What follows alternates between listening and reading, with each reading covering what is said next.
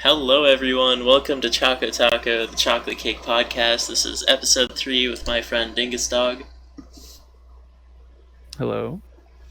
Let's go. So, we actually know each other in real life, and you're the first person on the podcast that I know. Oh, really? Yeah. We were in a feminism class, and we would always hang out outside and we would shit talk the class right after. Seemed to be most of my college career was shit talking classes. Our profile pictures are looking at each other. Yeah, that's perfect. Alright, so we're here to talk about your art. So what got So what got you into drawing? My mom did. She used to draw a lot, and as a child, I watched her, and at like 3, I started, just drawing stick figures and stuff, and continued from there. Yeah, both my older sisters were artists, which was pretty cool. Yeah, my younger sister's an artist too. She recently made a post on Instagram saying that that was a lot of her inspiration. Oh, that's cool. Alright, so we got a lot of stuff here that you sent. The first picture, this guy, he's not having too good of a time. Looks like it was Yeah. a crazy encounter. So, their arms are bones. Is that correct? Yeah. So, were they originally bones, or was there some sort of terrifying monster? No, I wanted to create a scene that looked like a lot of time had passed and there's a lot of forgotten battlefields around like this certain country, so just Maybe wanted the to hero comes in and takes the sword from his grasp? maybe in Yeah. desperate need of a half of a sword. I like the set design in this. It's definitely like an old cave, and then you get the light coming in from the right, just casting light Yeah. down on everything. I had a lot of fun. That was one in my drawings I usually try to do something new or experiment with something to try to keep advancing in some way, and that one was a lot of like lighting, contrast. Yeah, you can definitely, like, your eye is drawn to the darkness. You want to see what's in the rest of that cave.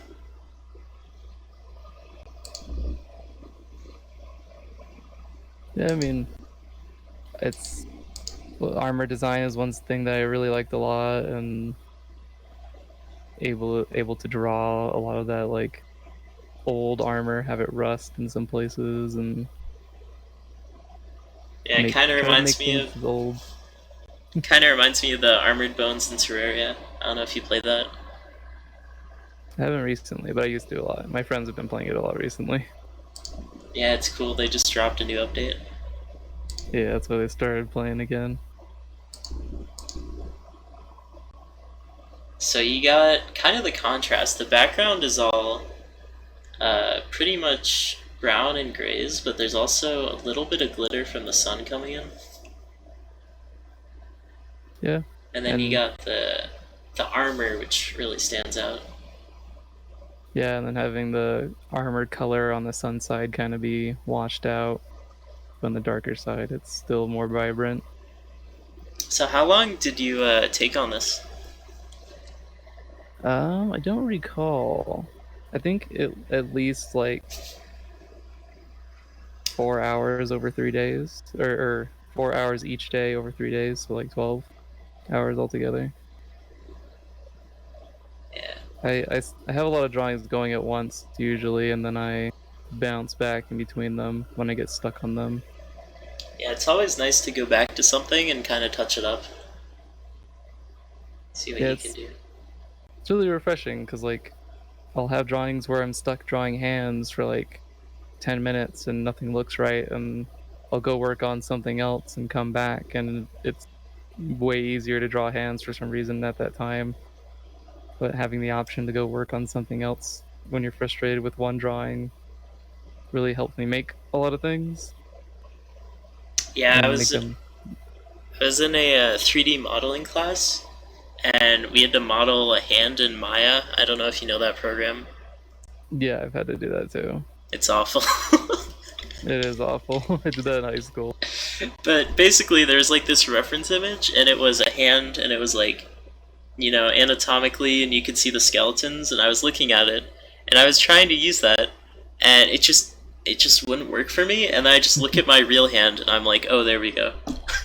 Yeah, 3D was never for me. I had a 3D animation class, and I felt lost during that whole thing. I just did the bare minimum. Yeah, sometimes it's like there's just too many variables going on at once. You get a Yeah, lot I'm more pressing the wrong. control in 2D. Position.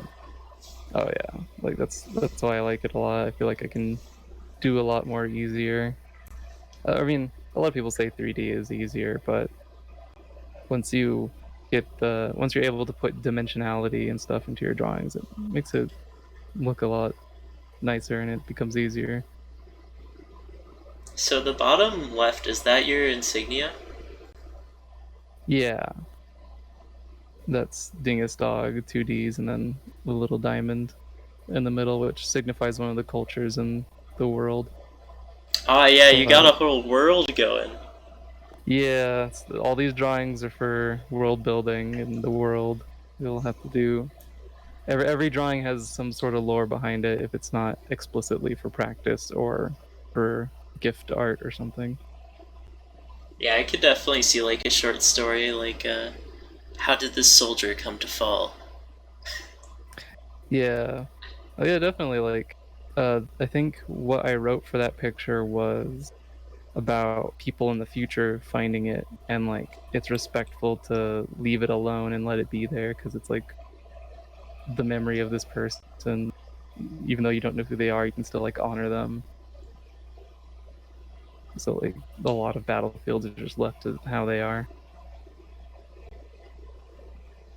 So he's got a dog head, but you say person?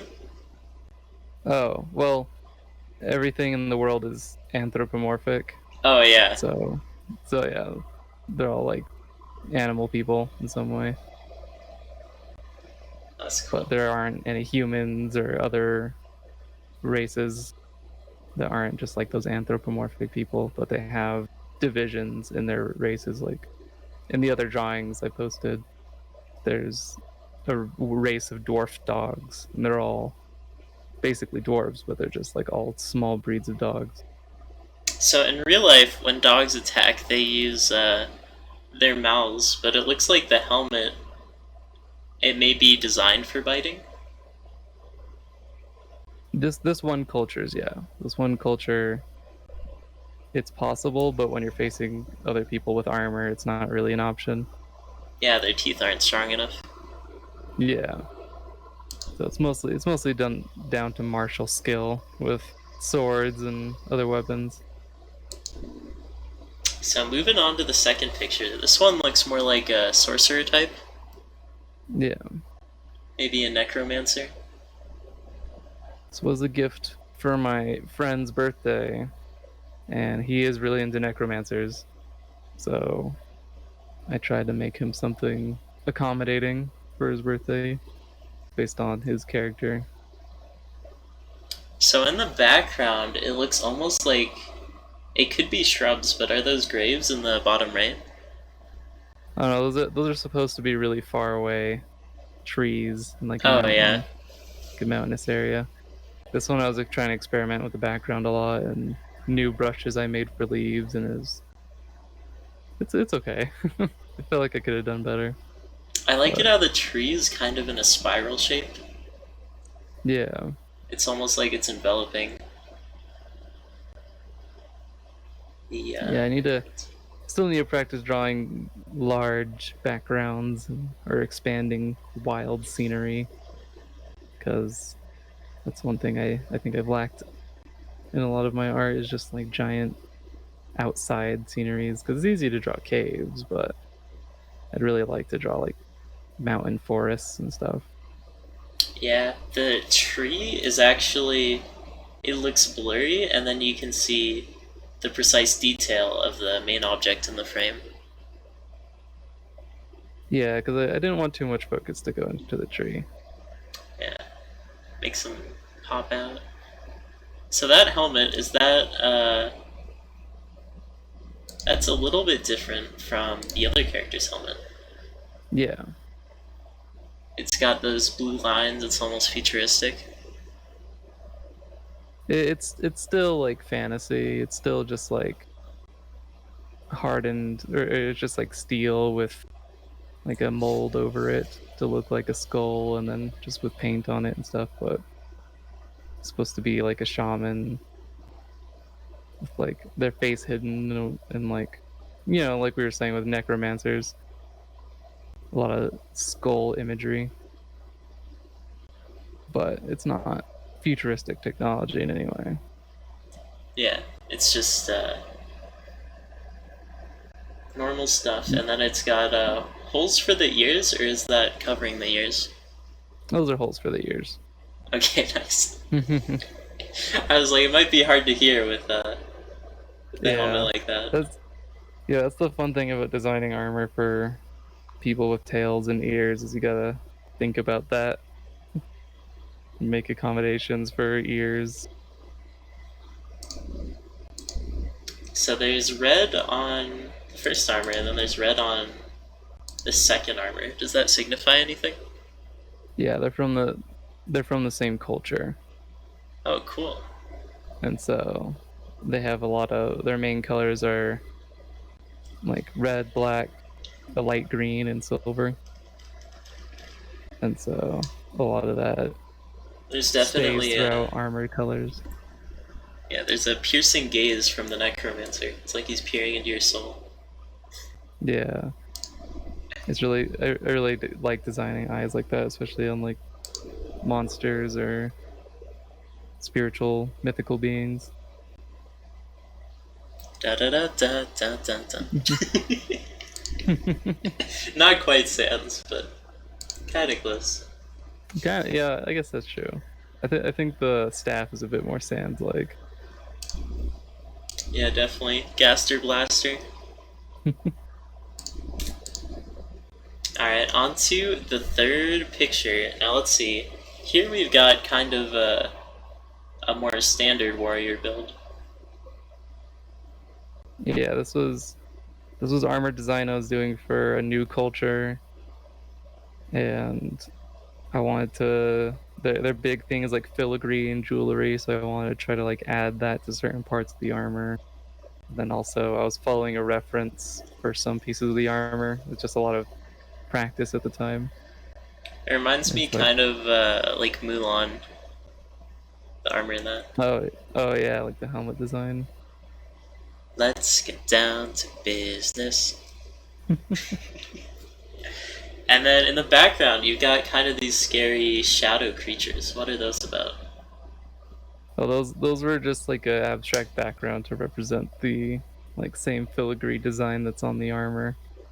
Because the main point of this practice was to do the armor, so I just wanted something abstract for the background. Yeah, it's almost like behind me are the spirits of my ancestors. Yeah, it's very like wispy aura. It looked really nice. I really liked how it came out. So what are they holding there? Like a necklace? Yeah, it's a little just some jewelry that they have on, or that they had, because a lot of that culture has to do with jewelry, and like where they live is a lot of raw materials, that like precious gems and gold. So it's a big part of their culture.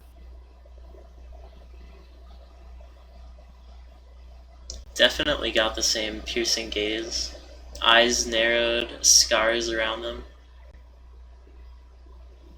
Yeah, I really like making people look stern or scary. It's in like certain contexts, because it's interesting. It's a fantasy world, and try to get it as realistic as possible with having magic.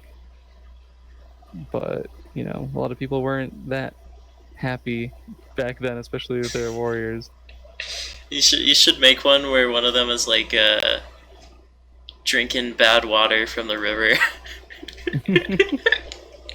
I've written a rule set for this world, and drinking bad water is definitely something to consider for Dungeons and Dragons. So I've made a rule set so I can play in this world, and it's pretty hardcore with stuff like that. Yeah. You got dysentery, you will die on the next turn. Alright, up One day next. to live. Yeah, up next we got a very stern-looking, much more dog-like kind of thing.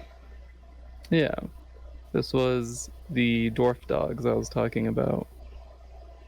So I didn't really draw a lot of their female before, so I wanted to take a crack at that with like proportions and armor design. So that was a lot of what this was practice for, along with some weapon design and color scheming, getting stuff I liked. Yeah, so you can see she's pissed, right? Not And too happy to see whoever's looking. and the vest she's wearing also has a frowny face. Yeah, I that was at the point where I was trying to do a lot of abstract designs to represent like the dwarves, and I feel like that's a two-part frowny face and a minecart on top. In real life, you're vastly taller than me, right? What So is this how you see me? vastly? I walk into class, you look down, and you see this angry dog. I mean, I didn't think you were that angry. I think we were having a good time in the back of that class while everyone else wasn't having a good time. Yeah.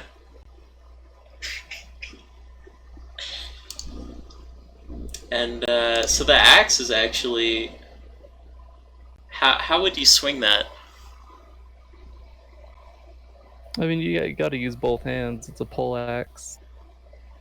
Then just swing it blade first, and then you can use the two spikes to hit on the way back, or in different ways. Interesting. Do you think you would ever go for just the spike on the first strike? Yeah, I think the spike would probably be better at piercing armor than the axe. Yes, it's kind of versatile. It reminds me of bayonets. Oh yeah. You know, you stab someone and then you shoot them. I mean, a lot of medieval weapons were multi-purpose, like pole axes, halberds. They had their variety on them. Yeah, I like it how aside from the armor, you can also see she's carrying looks like maybe a sleeping bag. Yeah. Yeah, it's something I really like when designing, because you see a lot of like D&D art, and you don't really see them carrying a lot of stuff, like for adventuring or cooking food or doing stuff like that. But for my fantasy art, I like showing them carrying exactly what they would need to have. So that's almost a fanny pack on the belt, but not quite. There's a bunch of little satchels. You gotta have a bunch of little pockets. Carry stuff in. I feel like definitely in medieval times everyone had a flask. Yeah, probably. I would imagine alcohol was more safe than water, so alcohol couldn't give you dysentery. Yeah, it's true because they boil it, right? Yeah, the way they make it, they or have to distill it. It gets rid of everything that could be harmful, besides the alcohol. But that's debatably less harmful than bad water parasites. That is true. Alright, next up we've got yet another dark cave. And it looks like there are two explorers semi-lit. Let me lean in here. We've got a kind of aged Tanuki maybe on the left. And They're both just little dwarf dogs still. It's like different little faces. And that looks like they're approaching some sort of parchment scroll, perhaps. Yep. Can you see the demon behind the one on the left?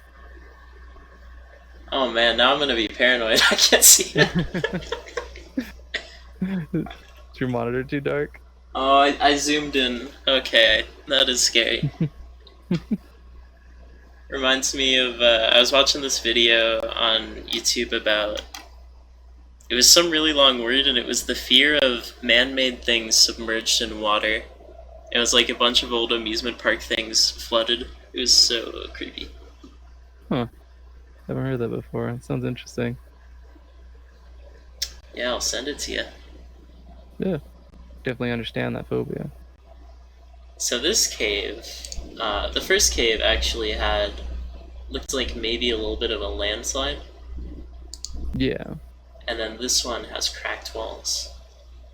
Yeah, this one actually was I guess a prologue piece for a comic that I'm working on that I haven't worked on for a bit because of school, but now I can work on it now that I'm out. But this was the prologue piece for like a sunken temple where the scroll was stolen, and the object of the comic is to get the scroll back. But look out for the demon. Yeah. Yeah, this is the first place that the comic takes place. Just to get you hooked, you go into this creepy temple. It's definitely But got some shady ambiance. yeah, I had a lot of fun with this one. This one definitely took longer than I think most of the stuff we've looked at so far. This one was a hefty amount of work with just, you know, sketching almost 3 characters and then refining those sketches to look like line work. And then just all of the background took a long time. Yeah, this is the most impressive lighting I've seen. Yeah, I really want to do more stuff like this, especially now that I'm out of school. But like during school, it was so hard to create longer things like this while also doing schoolwork. Yeah, it's like, which one's the distraction, you know? Yeah. So we've got, looks like a collapsing pillar in the background lit up, and then is that blue walls on the top right? That's light coming in from the surface. Oh, nice. So how did they get in? Did they walk in through the darkness? There's more collapsed pillars that they probably crawled down from, or they probably crawled down from that one. Just jump down, climb back up. That scares me more than the demon crawling down a pillar. Yeah. Yeah, you don't know how stable that is. And it can roll. That is true. It could roll while you're trying to, and then you'll have to stay afloat like a log in Mario Party. Yeah, the log run it. Alright, let's head on down. This is the last one that you've posted. This is a very detailed house. Yeah, I started getting into a lot of architecture, and it's hard to do because it's a lot of precise lines to make it look like everything's correct and structurally sound. So when you think medieval, traditionally I think of very harsh edges and straight lines, but you go for sort of a dome on the exterior of this one. Yeah, I wanted this culture is very like family oriented, so I wanted to have like a rounded space where the hearth is on the inside. So like place where you sit down and you like a nice rounded area where you can sit down and talk and have like that familial thing. And then when the fire isn't running, you can go upstairs to that little patio on top. Yeah, I could see that. But Have if the some fire's going, you s'mores. probably don't want to be up there. I guess there wasn't much s'mores in medieval times. Yeah, I'm not sure if marshmallows were invented yet. How do you get marshmallows? Is that like pigs? think it's from a plant. Oh, I think interesting. I think it's something from a plant. So on the right, it looks like there's someone almost hiding out. Uh, yeah, I was a big part of this culture is because there's not really any reliable like livestock animals, so Oh, he's they farm insects, and that's like their little enclosure that they have. yeah. I was thinking it looks like a little bee house. Yeah, so I had that, and he was just checking up on them Oh, I thought he while was carrying like something back. trying to steal him all sneaky like. No, he's just checking on them. It's a very something about like the posture and how they're holding the. What is that they're holding? Oh, just like a little pole, I think, with just some water or something in it on the end. But yeah, I definitely see what you mean. They look like they're skulking. Especially because there's the girl with the dress. Oh yeah. She's kind of looking like she almost sees, but she's trying to pretend she doesn't. Just looking out into the distance. And then you got the Yeah. beautiful mountain range in the background as well. Yeah, I was gonna talk about that. This was done way earlier before I started doing a whole lot of background practice, and that's one thing I see when I look back at this and like I wish I made that background nicer. But I did also spend like multiple like weeks working on the house and getting everything to look nice and planning furniture out, so not too peeved by it because I think by the time I finished this I was really done with it. It just took a long time to just like the shingles, the angles on the inside to match everything to make it look correct, and then the furniture, just a lot of small stuff. Smoke billows away into the distance. It's very tranquil. It's very different from the rest. Yeah, yeah, that's what I was going for. I really wanted it to be just like calm and just focus on the house, focus on the nice house. I could see this being like the end of a campaign. She invites you in for some grilled cheese sandwiches. The party Yeah, goes in and they look at all their loot from the adventure. I I really want to keep designing more buildings. Hopefully, that's something I can do again now that I'm out of school. Because like I really didn't have time to do something like this when I was in school. But I think when I start going, I want to start making build or bigger buildings like town halls and inns, maybe some barns, and then putting them next to each other. Because this house is very just isolated, like in the countryside. But I really want to start like designing and drawing towns and cities. I think that'd be something really fun to do. In Aladdin, the main town with the bazaar is so beautiful. Oh yeah, Something like that would be cool. I definitely have cultures that would fit that theme. It's actually really funny because how I designed another house for a different culture, and the way I designed these or got its inspiration for them was looking at old Age of Empire 2 house sprites for the different cultures and just like taking elements I liked from a certain culture and mashing it with another one and then putting my own creative spin on another design element, and just it helps to have a reference like that because Age of Empires 2 is a really simplistic style, and just looking at that and able to see those like small pixel designs and take inspiration for certain like segments that are aesthetically pleasing. Yeah, I gotta say, despite taking inspiration, this all looks super original. That's what I hope to go for. I really like seeing things that have like when I look at art, I really like seeing originality.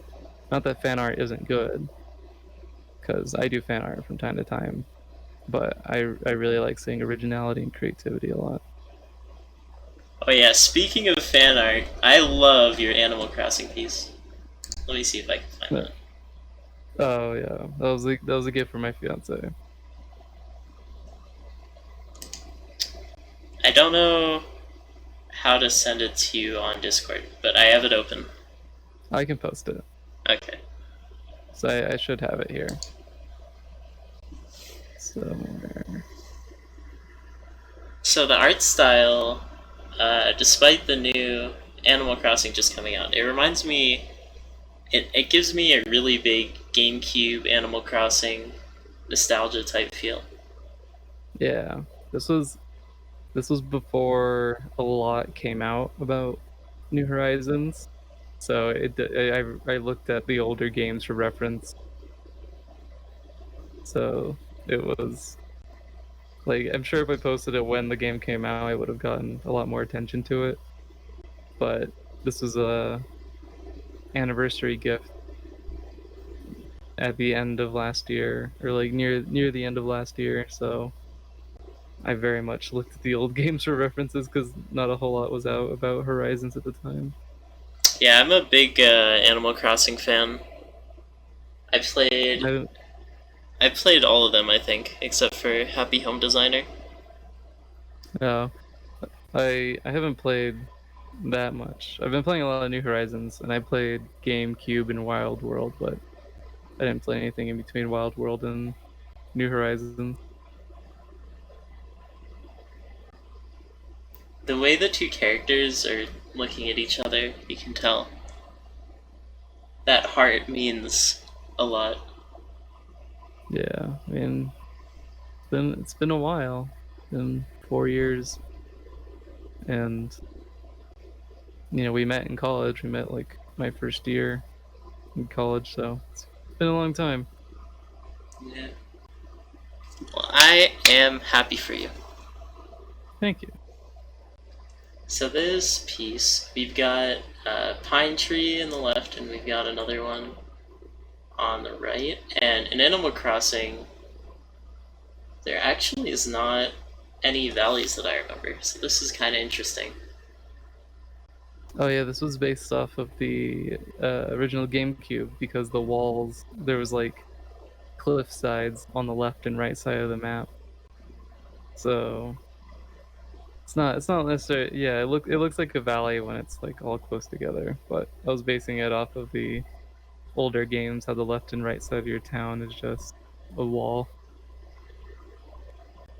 I like it how you thought about gravity with the character on the right having their arms all the way out, and the character on the left is kind of protecting the fishing pole from falling. Yeah. I mean it was fun design it was fun to design taking a lot of traits from the different games and the way they've gone through wolves through the different designs they've had throughout the games, and then haircuts for the villager and the eyes throughout the games. Like I don't do a whole lot of fan art, so I did a lot of research to make sure things looked pretty accurate, especially like the grass and the trees. It's almost got like a dance floor aesthetic with the spots. Yeah, I mean it's so weird looking back at GameCube Animal Crossing and seeing how they designed the grass, like looking at it really closely, Yeah. just like how blotchy it is, and just a bunch of shapes. There are different shades of green. Yeah, it's kind of. I'm gonna say it's like simplistic, but like a good simplistic. Yeah, And then the detail on the riverside. I don't think it was that. Oh, the water. The water's sick, actually. it's been a while in the water. I'm not too familiar with drawing water. I think that's something I need to practice a lot too, recently at Yes. least. But And Animal that Crossing. turned out really well. Sorry, I keep talking over you. I know I'm saying like just for like my own work, but I think that water worked fine for Animal Crossing, like how simple it was.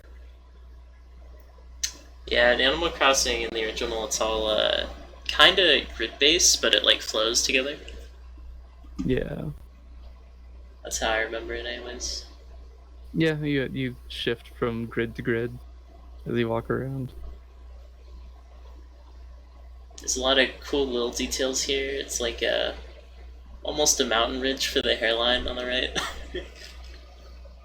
Kind of spiky hair. Oh yeah, because I was looking at some of the DS Animal Crossing hairstyles, and that's how it was. Very just like blocky and has like two distinct like layers to it. But I try to get it as accurate to the game as I could because I don't typically draw in that style.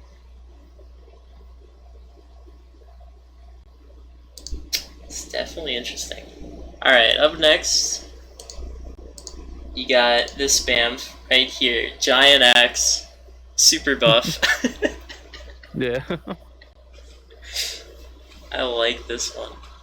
It's, This was a D&D character for one of my friends when we played in my world. And I did it as close as I could to what he was asking for, and he really liked it. I love it how smug he is. He's like, the next person I see is getting chopped in half. Yeah, that campaign was wild. I wish we could have kept playing it, but one of our friends dropped out, and it felt bad doing it with just two people. It'd feel better to do it with three. So All good things must come to an end. yeah, I wish I could start up a campaign again. It's been really hard, especially with COVID, to get anything going. Yeah, the Smash tourneys ended. Oh yeah, I've been watching a lot of Mortal Kombat, and the last big Mortal Kombat tournament was right before all the lockdown stuff. Yeah. Everything's gonna get quiet for a while, I think. I saw some people saying that they're gonna try to do stuff online, but Wi-Fi's kind of whack. Yeah, Wi-Fi in Smash Brothers is literally trash. Yeah. Wi-Fi is like what's a good example of something bad? It's like Brawl Wi-Fi but worse. Yeah.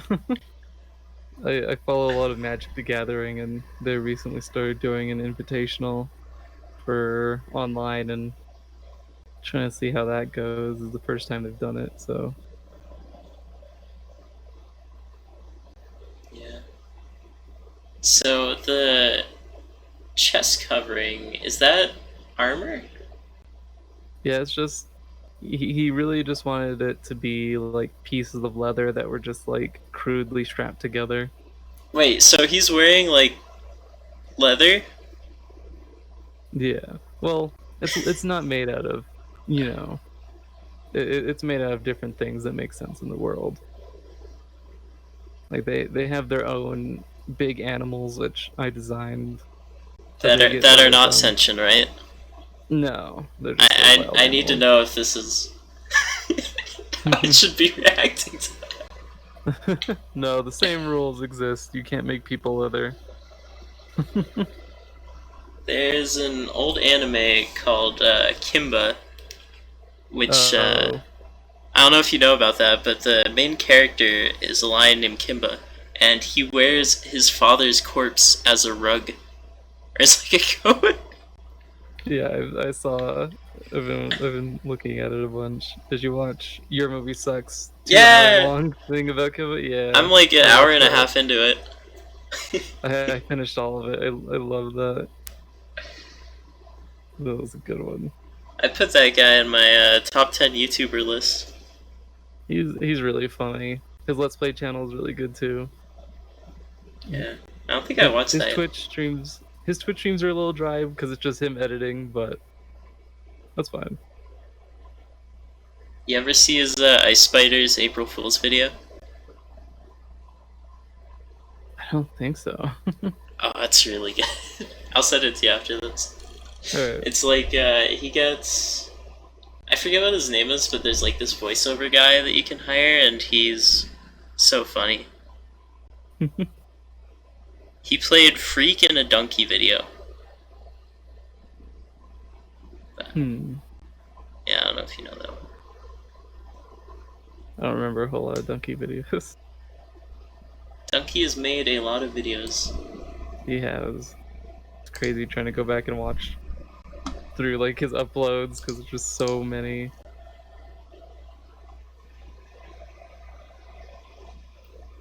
Yeah. Alright, moving on, we've got this animation, which is interesting. That'll be the final piece we'll talk about of blinking. Yeah.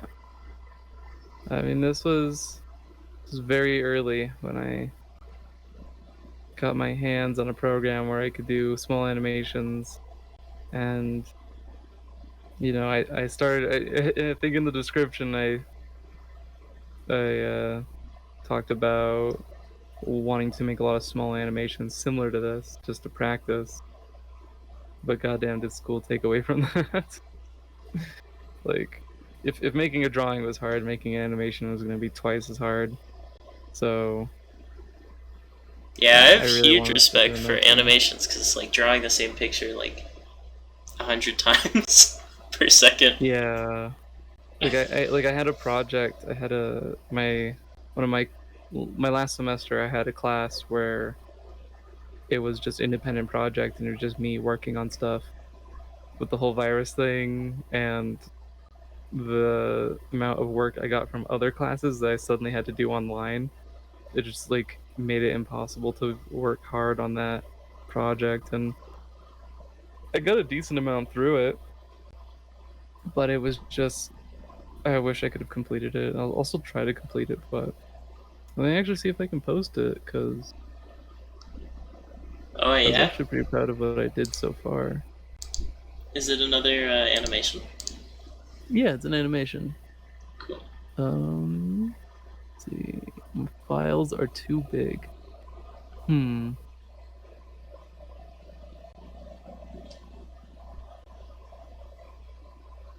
Don't want to post the one with sounds because the sounds are pretty rough. Oh, is it like how long is it? Let me look. It's probably like a minute or two. I didn't finish it unfortunately, but yeah, like let's see. This one's 59 seconds. You know what we should do at the end of this? We should watch my watch the movie I made for a class a couple of years back. It's Sure. that'll be good. But yeah, going back to the picture or the animation that you posted, it was just yeah, it was just mostly to practice like facial feature animation and how feasible it was going to be. It looks like a really like strained blink. Yeah. So something like that wouldn't be in like an actual animation because it's just too much work to keep animating. You just move the eyes. So But what's the circle on the forehead there? oh, it's just spots above his like as his eyebrows that like kind of serve as his eyebrows. It's like two spotted colors or like spots on his fur. They're different colors. At first, I was thinking it was like an extra eye. Oh no, just like different fur patterns because like how Dobermans have like those little brown spots on their forehead. Yeah. It's just something like that. Just different fur markings. Yeah, it's definitely cool how you make like it's almost like the wind is blowing. Yeah. Trying to go for something like that to make the still images before he blinks a little bit more interesting. But this is decently. This is about 1 year old, so definitely think I could do a lot more now as opposed to back then because I've had a lot more practice with working on that project. I could see like in a game like Stardew Valley something like this. Oh yeah, that's one thing that me and my friend kind of want to do. It's like we're both learning programming right now, and he says he wants to make a game, and I think it's something we could try. Yeah, I can see these animations working really well in like a visual novel type thing, where you have the character in the the Oh bottom yeah. left.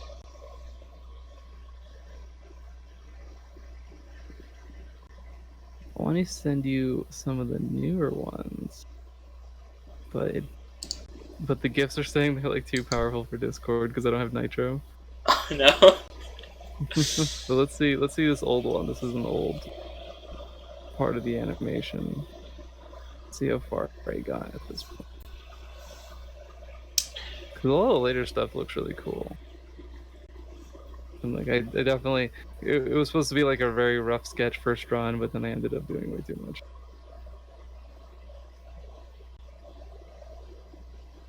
I think everything is gonna be a little bit too big, yeah. But here, this one isn't. This GIF isn't. But it's not the complete thing. Alright, I'm excited. It's just loading.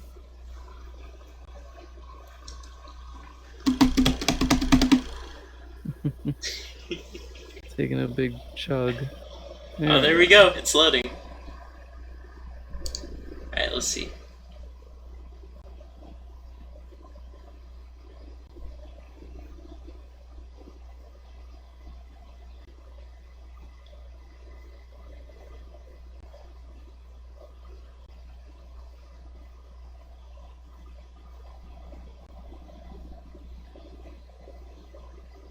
Into the eye we go.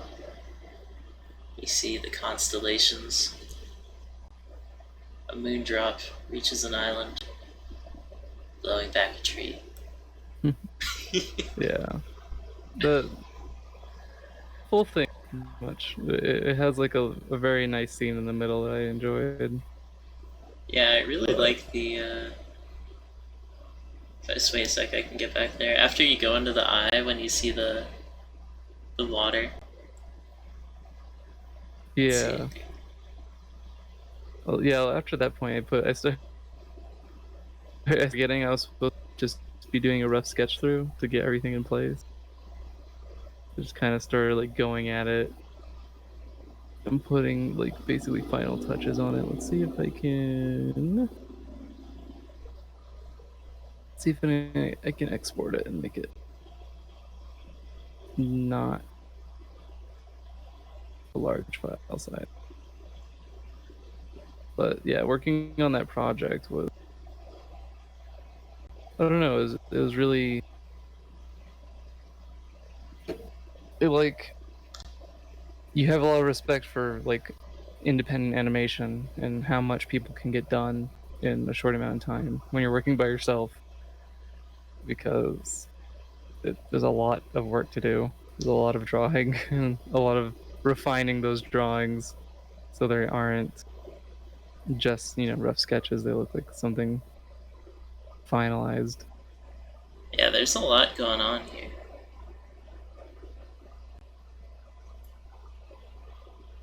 Kind of recognize the. Let me go back to the beginning. The face has the kind of, what's the word for that? Like the plus sign. Oh, like I don't know what the word is for, but like the guiding lines for like the facial proportions. Yeah. Yeah. That's Yeah, so there's a lot of stuff like that that's still in there. I really like the part with the palm trees. Yeah, it looks a lot nicer. I'm trying to export a newer version without sound. Or I could send you the one with sound and just lower it down or mute it because I didn't mix it very well. You should see the last video on my YouTube channel.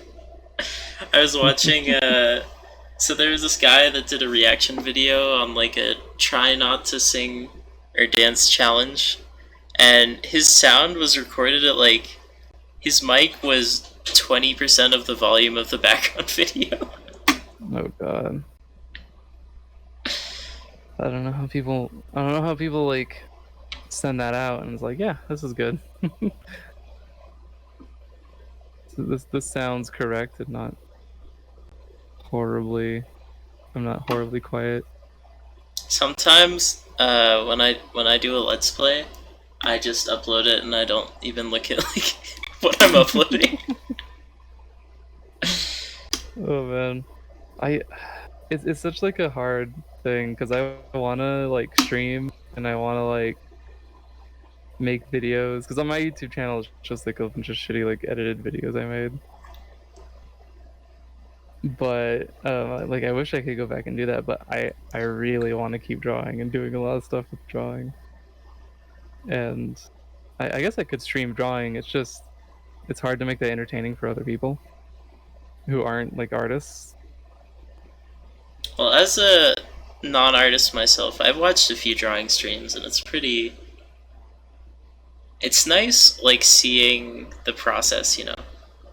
Yeah, that's mostly I streamed before, like right after I graduated, I think, and that was one of the main like reasons I did it was to show one of my artist friends like my process because he was confused on some things. But I since I moved in with my fiance and my fiance's parents, I have no idea if their internet will support me streaming is the problem. So I have to run some tests. Because back at my old house, I had my own, router and modem, or just like my own modem, and my own internet like system separate from my parents and my sister. So much easier. And then I found a version without sound that you can look at. This is what I have right now. All right, the full minute. Let's go. Yeah. So that was like 20 seconds. So now we're gonna get to see the conclusion, or at least a little bit further.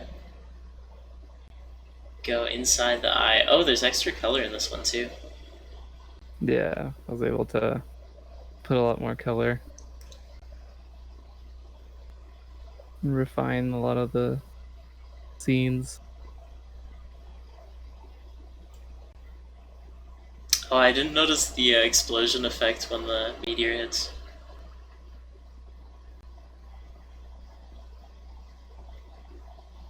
Zoom in on an egg. Cracks. Two purple eyes gaze out of the void. It peers out.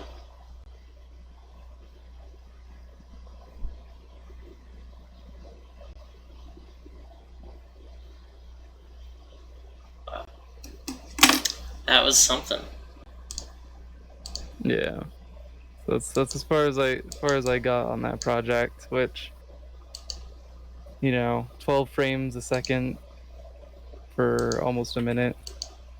It's 720 drawings. Wow. I think the whole thing, like that's in the grand scheme of things, I think that's like a quarter of what we had originally planned, like me and my professor. So yeah, it helped me put into perspective how over ambitious I can be for like a project and what I expect to get done by myself. I really So like, definitely, let's see, the movement here where the egg kind of lands on the sand and rolls down. no, yeah, yeah, that was really fun to do. I want to, like, I definitely want to finish what we had planned for this project, even if it's like in like a simplistic style. But I think I'm gonna have to take a break from it because I want to do other drawings, and I should do practice animations to more round my skills out before I come back to this. But there's a lot of movements I liked in this, and a lot of like just imagery that I liked when doing this. It was really fun. So there's one frame, it looks like, just before the very end, where the main character and all the eggs are in pitch black. And then in the next moment, it's all white. Kind of a cool contrast there. I was gonna have all of it be in that style. In the they're all black, but I just wanted to sketch out the next couple of frames just to place things where they're supposed to go before I colored them all in. So in the end, they're all gonna look like that one frame. The one frame was more of just like, this is what it's supposed to look like for me. So when I'm sketching out everything else, I kind of know where I'm gonna go with it. So it's like your own reference image. Yeah, just That's cool. referencing how I want things to look. I think for like doing the work I do with a most of my drawings being based around my own story, it's important to like just make your own reference images and reference pages to just to make sure everything makes sense and you're not contradicting yourself with like design choices. And I'm sure, you know, a lot of other artists who do the same type of art would agree. You know, you have to have your own reference pages for characters to make sure things aren't inconsistent, Yeah, or even designs for the world. people on the internet are gonna tear apart anything that comes out Oh yeah, definitely. and find continuity errors. I don't know if you saw, there's Jack's Films video about continuity errors. Did you I see did that one? not. It's like every shot something is changed, and then at the end it just like changes everything. Yeah. It's amazing how a lot of those stuff like get through on even like larger productions. Just like in the editing, someone accidentally puts in something they weren't supposed to, or you know, a scene that they cut but they like something else from it, so they put it in, but the background doesn't match in some way. I feel like the more people get involved, the more things get delegated, you know? Yeah. Do you remember when there was like a coffee cup on Game of Thrones? Yeah, there was a lot of stuff like that. I think just like people, just like yeah, like cast and crew leaving a cup somewhere, and then just especially the cast. I think that's a lot of why it happens is the cast is taking a break, and then when it's time to film, they just forget where they put their drink. They should just put in like a goblet or something. Yeah, yeah, just drink normally. You don't need a coffee cup. Yeah, this is really nice. Look at those eyes! Oh my gosh, I gotta rewind to that part. Those eyes are crazy. It's so surreal when it's looking out of the egg. Oh yeah.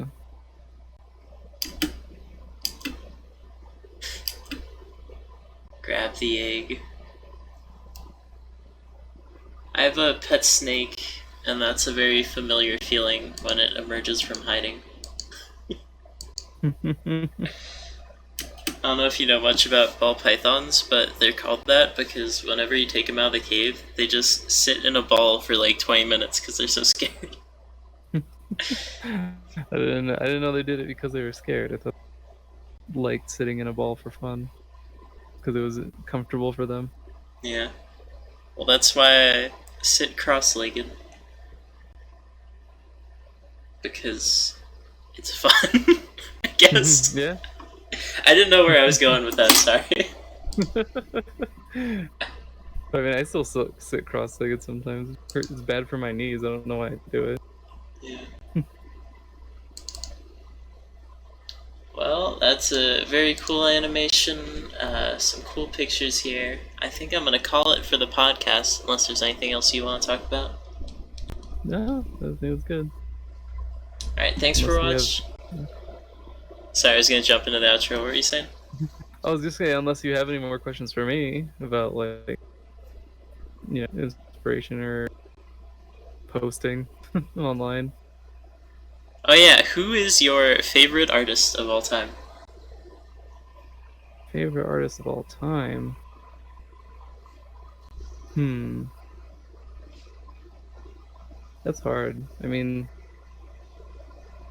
it's mostly because I like a lot of like individual artists, like very like small creators, but I think a lot of the art that I like are people who do art for Magic cards, like Magic the Gathering cards, because they're just the amount of time and like effort they put into it is insane for how small those cards end up being.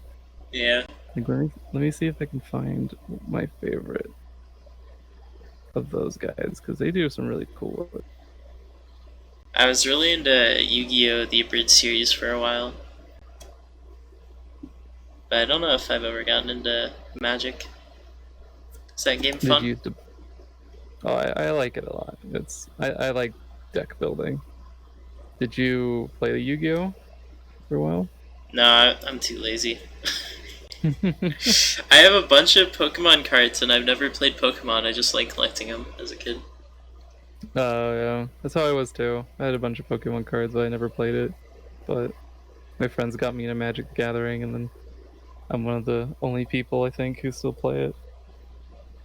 Yeah, I tried to do a Pokemon battle with my friend, and I was like, this is.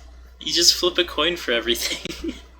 Oh yeah, that's one reason why I don't like Magic all that much, or not Magic, but I like Pokemon all that much. Like I like watching card tournaments, and so I used to watch a bunch of Pokemon tournaments, and they were like all the same deck, and they all did the same thing. And it was just like, high level Pokemon play isn't that interesting. I think the biggest problem is in competitive games, there's always one strategy.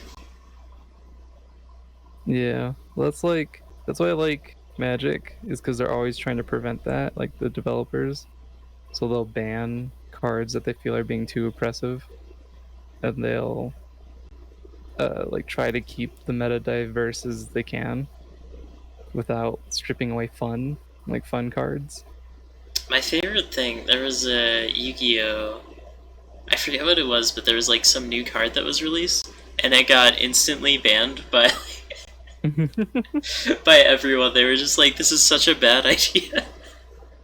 There are some cards that in Magic get banned in older formats instantly because the older formats are more like you have more cards to play with. Like there's two formats called like Legacy and Vintage, and you can use any card that was ever printed, no matter like all the way from the first edition ever printed to the most recent one. And yeah, those new cards usually get banned instantly because they would break the older formats. Imagine if chess would like release new versions. They release new pieces. Yeah, chess Keep now the game. has 70 spaces, Oh god.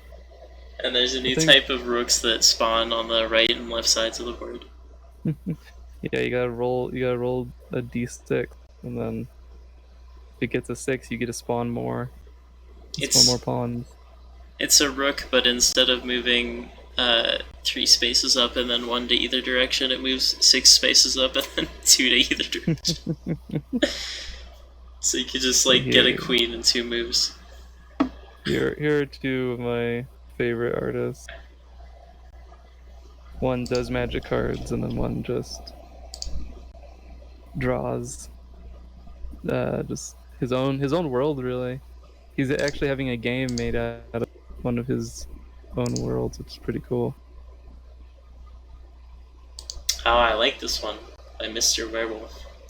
Yeah, Mr. Werewolf. Yeah, Iron Harvest. He's having a game made out of like his art style. He did like a lot of 1920s era aesthetic, but with giant mechs. And so like they're making a game out of it. Pretty cool. But yeah, he does a lot of werewolf art, which is really cool. I really like the way he draws like scenery. Very foggy. Kind of reminds me of. There's a series on YouTube called Fight or Give Up, where they would look at gigantic legendary monsters and talk about if they were fightable. Oh, the Sky. I haven't watched Sky in a very long time. I don't think I've watched him in like a couple of years now, but I still follow him on Twitter. But But yeah, sounds like an interesting series. Sky would always be like, "Give up instantly." He doesn't like fighting. Yeah, those are two people I really like. Just because like the detail they put in, I think they both do traditional medium with oil paints. Yeah, It's there's just so really, much going on here. yeah, they're really good artists. Well, let's look at the other one. We got Vargasny. Is that how you say it? Vargasny, yeah, Randy Vargas. I feel like I've heard that name before. I mean, I think he's done art for other games, not just Magic, but he does a lot of Magic art.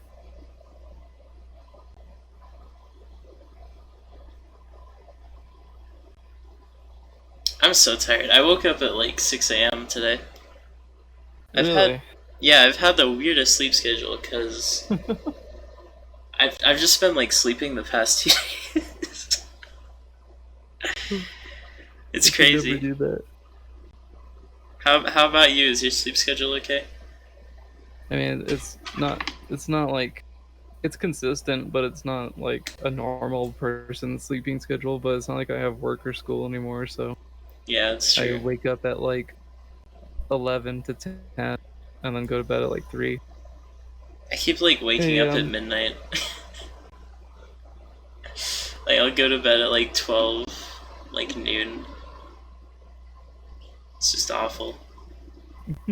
Yeah, that sounds pretty bad. I just like the kind of person I am. I have so much that I want to do Yeah. with like drawing or playing games with friends that I don't like taking naps or anything. The thing with me is that like all my friends are on late at night, so I just want to stay up late at night, you know. Oh yeah, definitely. Yeah. I still have friends who work, so they're on from like 6 or 8 midnight. So that's usually when we play, and then we all get off around midnight or something.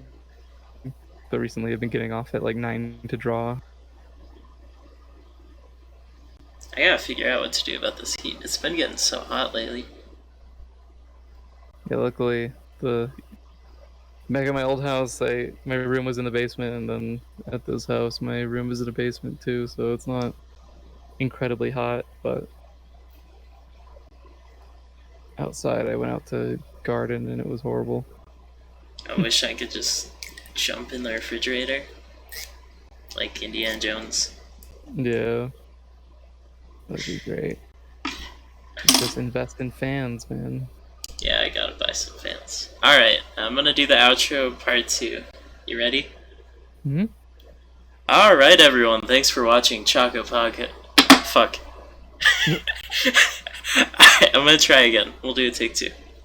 Alright, everyone, thanks for watching Choco Taco, the Choco Podcast, with my friend DingusDog. I will post his links in the description. Thanks for watching. I'll see you on the next episode. Alright, let's go. Welcome back to Choco Taco, episode 3, part 2, in the original Choco Taco video. We got DingusDog still on the call. I'm recording some more. We got some new questions. It's gonna be hype. Alright, Good question talk. 1. Do you care about your following? Yeah, I do care about following, not because I want to be famous or anything. It's just because I want people to be interested in what I make. I think it it feels nice to have people interested in what you're doing, mostly so they can ask questions. Like it's nice hearing people want to know more about what you do, like genuinely and being interested in something you make creatively, especially like art and like world building or a book. If you're writing a book, you want to write something people are interested about.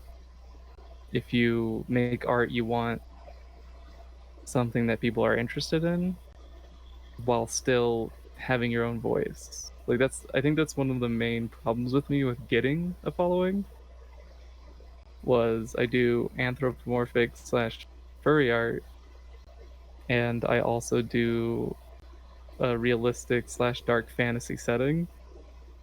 And those two together, I don't think many people from the fantasy community or the furry community are looking for that. And I think that's Have you ever been one of played the problems. Dust? Played what? Dust and Elysian Tale? Yes, I have played that. I I feel really like like that that game a kind of lot. strived for a dark, furry atmosphere. Yeah, like I really like the story, and the animations were all really nice. But like on Instagram and stuff, especially like furry art is always very cutesy and huggy and loving.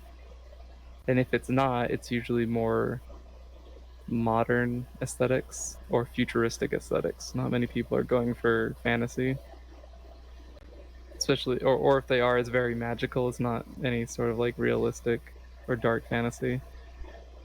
Yeah, I can And see that, but I think if you keep carving out your niche and putting stuff out there, people are gonna start to like it.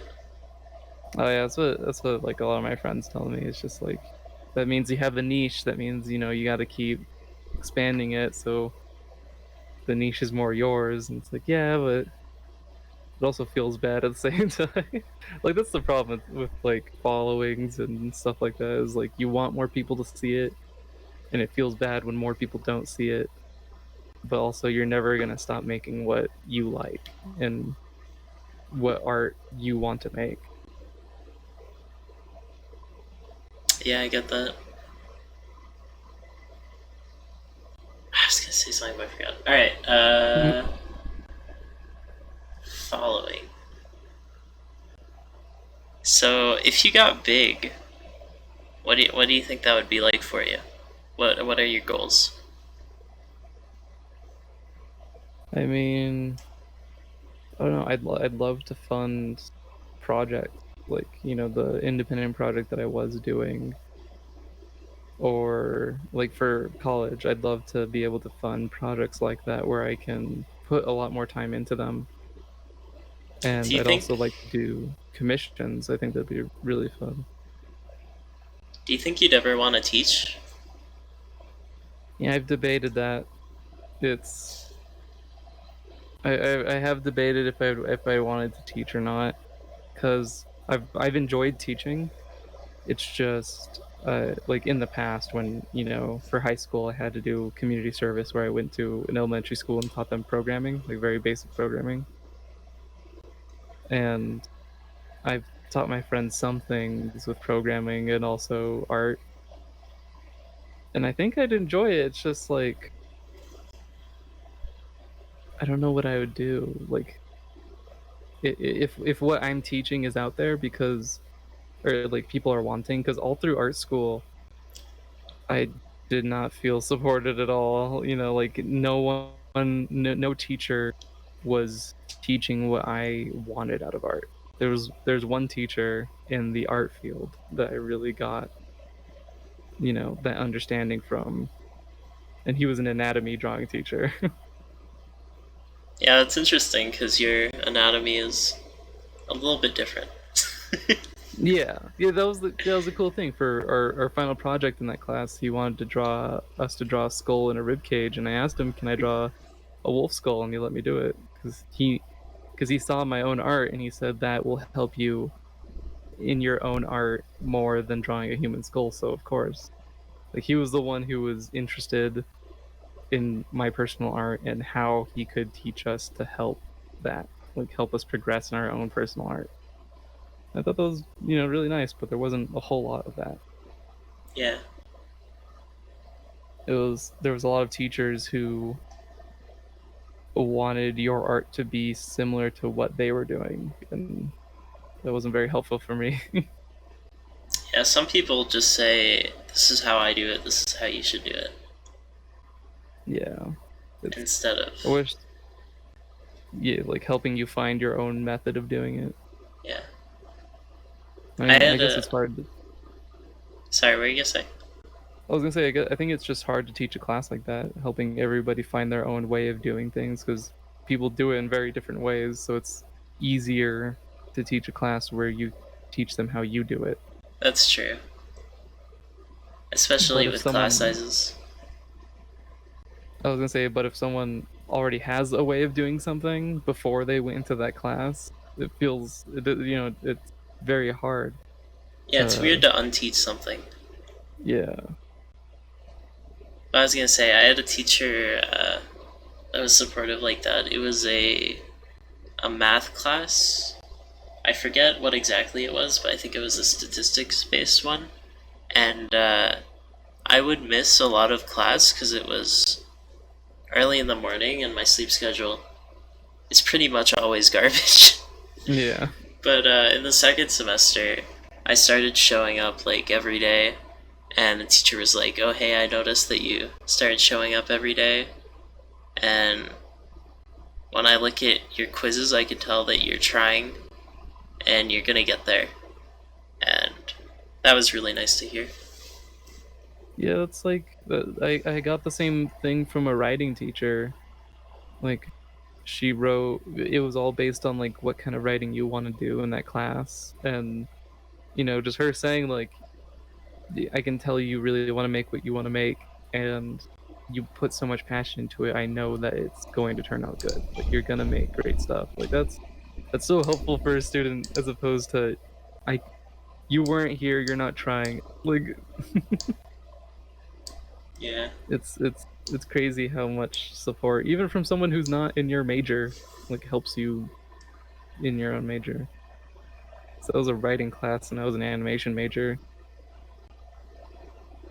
I think teachers just make or break some classes. They definitely do. I I write very strong teacher reviews That's good. because I feel like a lot of people don't, and so it's hard. Like it's not like I'm mad and I'm just flaming the teacher. It's actually like criticism. Yeah. All right. Question number 2. Where do you like to post your art? Um, I think I've had the most success on Instagram because I feel like people are looking at hashtags. There's a lot of other websites where you can post your art, like DeviantArt or Twitter, but whenever I think of Twitter, I'm always scrolling through my feed and I only find new artists by people who I already follow retweeting art. I'm never looking in the hashtags when I use Twitter. So like it's very hard to grow on Twitter without already knowing somebody. Yeah, on Instagram, I feel like it's a little bit better, but even then, Instagram's algorithm, it really likes showing people who have a lot of followers and who are paying for that promoting service, and I don't want to pay for it. Yeah.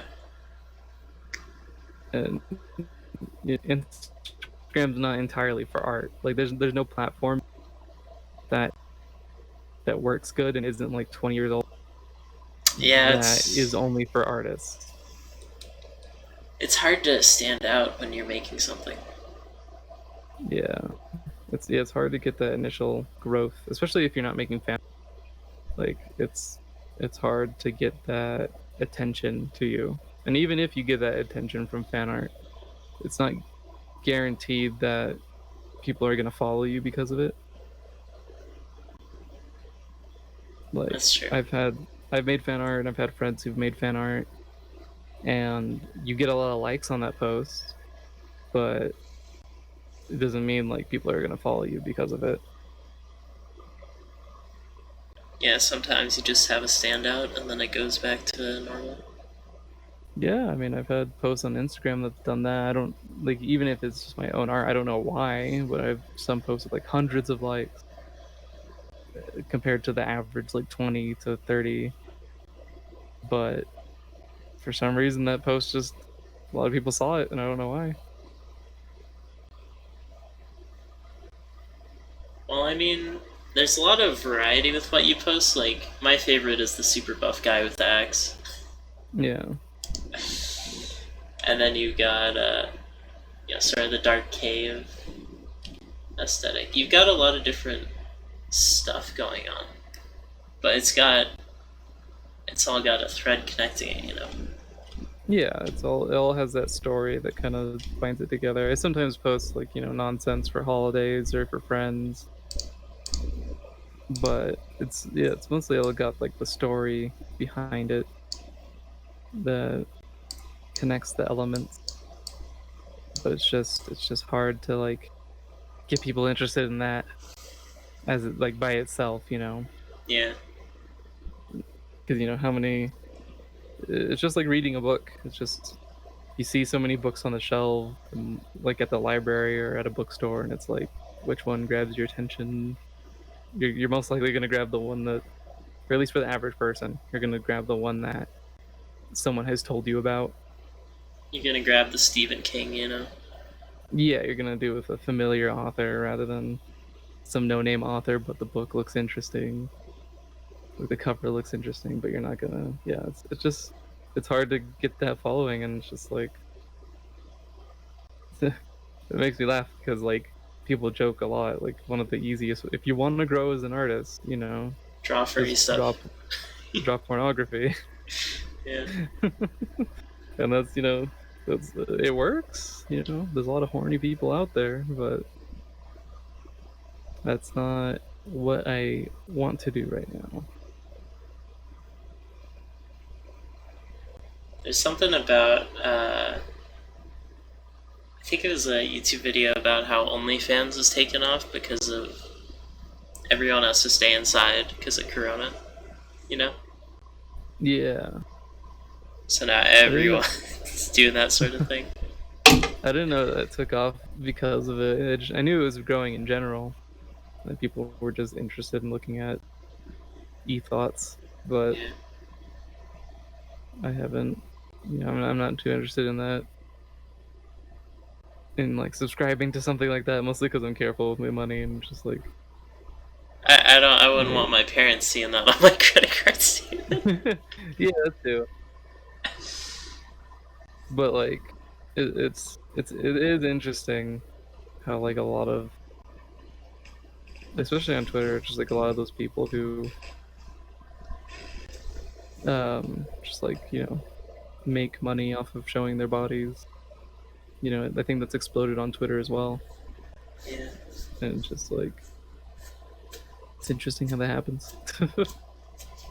Like, no disrespect to them or porn artists. Like, I think a lot of skill goes into drawing, like pornography to make it. Well, depends on the artist, but yeah, I think a lot of skill goes into that, especially with anatomy, to make it look appealing. Yeah. It's just not what I want to do right now. I really just want to, draw fantasy art and draw stories behind it. Even if it gets you the following that you might be looking for. I mean, you could just make one. Lure them in with that one, put it out there. I mean, I saw a few things on your Instagram there. Oh well, yeah, that's like practice. It's like, Yeah.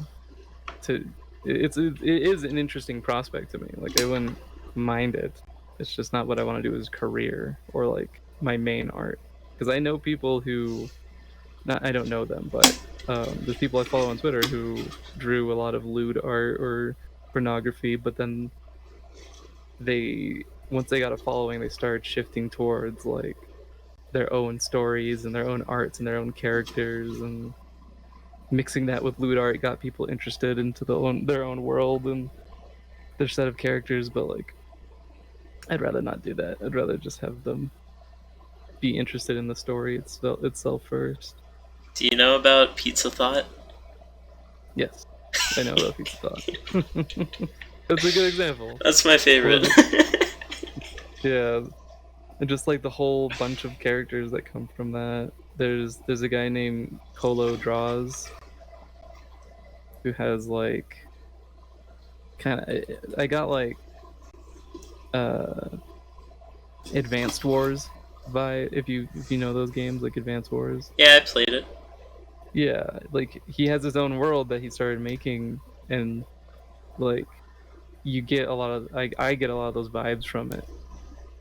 But a lot of his stuff is still funny and cutesy or sometimes lewd, but like I'm more interested in the stories behind that, and I wish he released a lot more about it. Because a lot of the character designs are really cool, and the factions are really Yeah. cool. Sometimes there's some interesting stuff in there, so can't dismiss it all. Because there's Yeah. inspiration from anything. Alright, last question. When you get comments, are there any, like, how do they affect you? Like I really wish I got more comments. I think that's like the one thing I think a lot of artists wish they got more of is like interaction in comics on their or comments on their posts, because it lets you know what people are interested in about the piece and what you might make more of. Because if you post something and like a bunch of people are like more than average people are saying that they like it and they really like it, you're more likely to post more of that just because you want to please the people who watch you. It's like I liked making that picture as well. I'm glad other people did. Now I have an excuse to make more of it. And so like I don't know. I think that's what I'd want a lot more of. It's just comments in general, because I don't get a lot when I post typically, or if I do, it's from like close friends who already told me before they commented that they liked it. So it's like they're just driving up the algorithm interactions on it, which is nice. Yeah, it still works. Yeah, it I'm still works, gonna but I'm gonna counter what you said with I was streaming on Twitch earlier, and I was playing Stardew Valley, and I'm pretty much a Spelunky speedrunner, and so these two people came into my chat, and they both said at the same time, "Play Spelunky," and then and I said, "Fuck off," and I played yeah. Stardew Valley for another hour. Well, yeah, I can definitely understand that. If someone's coming into my chat and they're like in my comments and saying draw more of this, like I'm never gonna do that. Yeah, It's like reverse no, I'm not psychology. gonna. Yeah, it's yeah. I don't understand why people do that, or they get upset when you draw something new. It's like I understand if this picture isn't for you, but just don't say anything. Yeah, Yeah, that's the weird thing with streamers, because like I don't watch Twitch much, but I watch Tomato Gaming sometimes. And yeah, people will come in and tell him to play a game, and he's just like, no, like, fuck off. I'm not like I'm playing this game right now with my friends. I'm not gonna go play that. yeah. What else? Have you ever gotten any comments that like were really mean? Yeah, I've gotten comments. I mean, like, me and my friends were talking about this like the other day. It's like it's interesting how many people see furry and they're immediately offended and like angry, when it's like it's just like an art style. Like it doesn't mean anything. Like there's a lot of people who are furries who aren't weird perverts. Like that's actually the minority. Some people just like drawing anthropomorphic, you know, Yeah, animals or like animal people. But it's so interesting how like a lot of creators even support that idea. Like not like Keemstar or anything. Like I don't think he said anything about furries ever, but like Ethan from H3H3 did like a H3H3 podcast on furries, but he didn't invite the two furries that he knows and could actually talk about it. And then kind of made his fans hate furries again and start witch hunting people with furry avatars on Twitter. It's like it was a whole shit show of a week when that podcast came out. I But haven't watched that guy since. It was the last time I watched H3C. The Gamer Gunk that's video. I haven't watched him in forever too. I was so uninterested in the H3 podcast. Yeah, I think But when like, the podcast, when like the first episode of the podcast came out, I just lost all interest because he yeah, it's stopped around when I uploading it. stopped watching. Yeah, exactly. Just wanted to talk about stuff. Like, you can be funny and still have a podcast. Oh, fucking bird, dude! I'm gonna get H3C on here for a response. He's gonna write a diss track about you. Uh, but like, um, I just think there's a better way to handle talking about furries and like actually getting a furry on to talk about it. Because I'm sure he knows your movie sucks. Your movie sucks as a furry, Yeah, and like you're critical. yeah, I know. Critical. Like on his podcast, he got your movie sucks, and they talked about being a furry, and it was very respectful the whole time. And like, it's strange that there's still people out there who think that all furries are like a blight on society, that we're like other kin, where we truly believe we are the animal So you're saying that spiritually. you're not a minotaur wielding a giant axe? That wasn't my character. That was my friend's. Oh, that's not okay. My bad. Sorry. No, my character's the little black wolf, black and red wolf. But it's it's just interesting, and I've had a few comments like that on my work.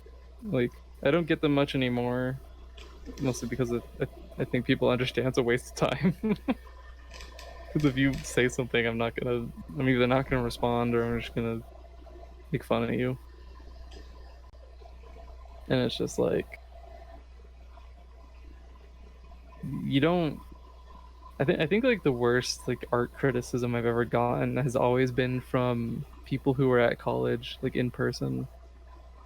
Like, there are a ton of people, pretentious art people in the College of Arts at the U, that just made me feel like really terrible. Same with my fiance. They were just like we said we didn't like Jackson Pollock, the guy who does like paint splatter art, Yeah, I know. and he very pretentious. Like, the person we were talking to very like annoyingly said like, "Oh, you would understand if you took this specific color theory class." It's like, no, it's like I understand why people like his art. I just don't like it myself. You know, it's like he was offended that we had personal preference for a different kind of art. I mean, it's the same reason why I don't read sci-fi, but I read a lot of like fantasy, just because I like fantasy more. Yeah. Well, in film, there's a lot of people like that. There was this one guy, and I was just walking into class, and he was like, "Yo, guys, I just got a Post Malone gig. Eat shit, losers." Well, he didn't actually say that, but Yeah, that's what it felt like. yeah.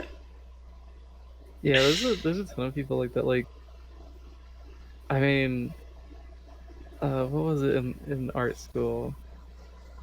Like, the teachers would do that. They would play favorites, and they would like, I like this art style much more, and I think it, like, we're grading on a curve on which we like out of the class, and like whatever we Wow. think didn't do good, it's compared to your peers, and it's like, but you have personal bias. Like, you obviously like this person much more because it's closer to what you do. Yeah. You know, I do something so different, and this other kid did something so different I that like we kiss. felt like the teachers hated what we were doing. I kiss so much ass. Do you do I. it? Yeah, I do. My friends do. My internet friends do. Uh, I sent him the paper that I wrote for the gender studies class, Oh. and he was just cracking up. I was like, read it to me, and he was like, I learned before this class, I thought there were only two genders, but now I know it's a spectrum. God, I had a writing about war class, which I absolutely hated, Yeah. because we did not talk about or write about war. We wrote about our feelings and how we personally have been affected by war. Hey, I'm gonna post in the Discord chat how the Civil War made me feel. Big sad. Although that was the thing, we weren't even allowed to talk about wars that we didn't experience personally. Oh Like, my, you know, what? You we only telling could talk me? about like the Iraq War and like the War on Terror, and I was like, But you what? didn't experience. Are you a Well, veteran? yeah, no, there was 2 veterans in that class, Wow, and both of them never saw combat. They were one of them was security, and one of them was an Air Force officer. that was And pretty like, funny though. yeah, it was like, how has it affected your life? You know, like, were people racist to you because of like this? And it's like, one, I'm not Middle Eastern. I just look like it, and like, yeah, I've had people, but that's never affected me. I just always knew those people were stupid. Like, I didn't have anything to write, and I told the teacher, it's like, you know, I'm thinking of dropping this class because I don't want to bullshit you. Well, you know, I don't want to write fake papers. Yeah, But like, whenever we wrote a paper, he always loved the people who were sob stories, who, you know, yeah. had stuff to say about war and how war affected their lives, and he critiqued everyone else's that they weren't sob stories. And it's like, we're civilians, we don't have anything to write about war, you know, what do you That just expect? seems like that seems like it's too dumb to be real. I was, and then, you know what the final assignment was called? What? It was a paper about what I learned about war. I'm like, nothing. Like, I I So wrote in that what do you paper, even do in class then? we watched documentaries about people who wrote about war. There was an interview with the guy who wrote about war. We critiqued each other's papers and ideas and talked about how to write papers. And like, the last paper, what I learned about war, I told him, like, we didn't learn anything about the concept of war in this class. I learned about my peers and how war affected them. You should just And he type was out like, nothing on a piece of paper. he was kind of like, I could tell by the email he was kind of mad that I wrote about that I learned nothing about war, because it's true. Like, I knew a lot about war theory before going into that class, because of what I do creatively. You know, I think about war theory and kind of how, you know, generals, because how a lot of generals work. So like, I just already knew a whole lot about war because I studied it growing up, and also like, I was big into World War II growing up, and now I'm big into pre-medieval wars. So like, going in there, I learned nothing about war. And I just told him, like, I didn't learn anything about war. And, you know, I learned about my peers and how war made them feel. But I never, saying this paper, what I learned about war, would just be false. And he got really mad that I wrote about that. But he gave me an A anyway, so I don't think I even remember anything from either of the wars. I remember. no, the wars we lived through, no. Yeah, I don't. I I don't don't remember remember. 9/11, so it's hard to write about that. Yeah. Because we haven't been in a war lately. Lately, all we've had is, Kim Jong Un glaring at America. Or fighting ISIS, but even then, like, a small team of Americans with a bunch of local forces have been fighting ISIS, so it's not like we've even been fighting them that much. Yeah, it's like all the wars happening way away from America. Yeah, So so it it's doesn't hard for affect America, really. yeah, it's hard for us to, yeah, so especially your average civilian, like Yeah. the one person, like the 2 people who really were affected by war. One was an Air Force security officer who worked, you know, who was stationed overseas, but they never saw any action because they were security for an air base. Yeah. And then the other person grew up in Korea, where you know, there was war and there's a lot of post-war tensions still there. But for the average civilian, we don't have anything to say. Yeah. It's just a weird class where, you know, they expect you to have something like that. It's like going back to art, because we kind of went off on a tangent. Yeah. It's like, you know, it's the same thing in art where, like, I felt I felt like people wanted me to have some sort of sob story between each piece so they could care more about it. Where they, because I made some art where it's like, oh, these are my fiance's two dogs that died, and one of them died recently. So I'm making, for my final project, art about them, and people are like, oh, that's so beautiful. Everything looks so nice, but I put the same effort into everything else I did, but people weren't as interested because it wasn't a sob story behind it. What was the sob story? It's just the dogs died, and the dogs grew up with my fiance like whole life. Yeah. And so I only knew one of the dogs briefly before it died. So I was like, I really want to draw pictures because those dogs meant a lot to the family. And for the short time I knew one of the dogs, it was really nice to see him and pet him. Yeah. Do you have any dogs? I have two cats. You're fake Back, but furry. now, Fake furry. well, no. Now that I moved in with my fiance, I technically have a dog. I guess it's not my dog, but she's around somewhere. Okay. But I was well, worried. it's a wolf. It's not a dog. I can't own a wolf legally. Legally? Does Legally, that imply that you've looked into some extra legal? no. I've looked into going and seeing wolves at wolf sanctuaries Oh yeah. where they're like domesticated and you can go and like pet them. You could see a wolf lying down, draw me like one of your French dogs. Yeah. I love watching videos of people going to wolf sanctuaries because people underestimate how big wolves are. Like they're big animals. They can stand on their hind legs and put their paws on your shoulder and then still be taller than you and like a head taller than you. Like they're